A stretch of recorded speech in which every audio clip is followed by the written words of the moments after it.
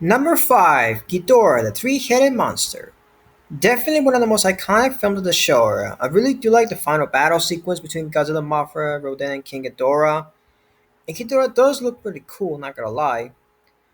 Although I do pretty admit that the sequence with the assassins trying to assassinate the princess, I do pretty admit it does come out of nowhere. It just feels like, despite the fact that it just sometimes progresses the story, but sometimes it has nothing to do with the whole giant monster, three-headed dragon on a rampage, something like that. So yeah, that part of the movie just feels completely out of place for me. So yeah. Number 4, Godzilla versus Mechagodzilla. Definitely one of the best Godzilla movies of the 70s. And to be honest, I rather prefer this movie over the famous 60s Godzilla movies. It does have some pretty good action sequences, and Mechagodzilla does look pretty cool, especially that he feels like a Terminator Godzilla. And I really do like the inclusion of King Caesar in this movie. He does look pretty cool, although he's not my favorite Godzilla kaiju, but he does look pretty cool because you guys know my favorite kaiju is Gorosaurus. And I really do love the darker tone of this movie, especially how bloody the movie feels. And I really love how the aliens' designs remind me of something on Planet of the Apes. And the aliens themselves do look pretty cool. Not gonna lie. Number 3, Terror Mechagodzilla. Definitely an improvement over the first Mechagodzilla movie.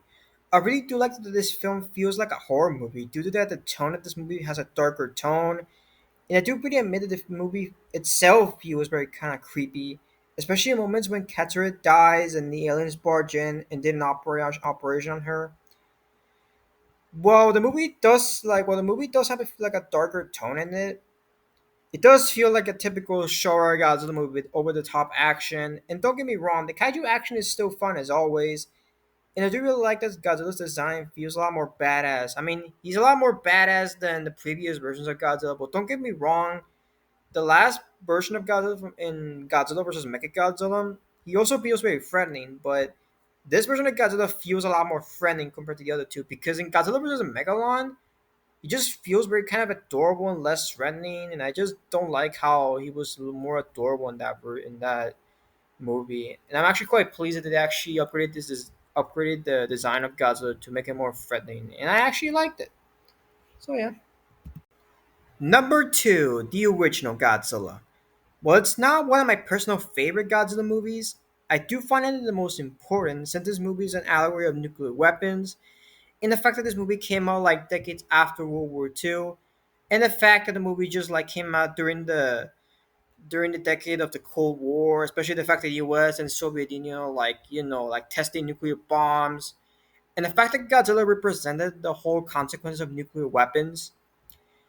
And yes, this movie definitely feels like a consequences. If you do something stupid like testing nuclear weapons, then this is gonna happen.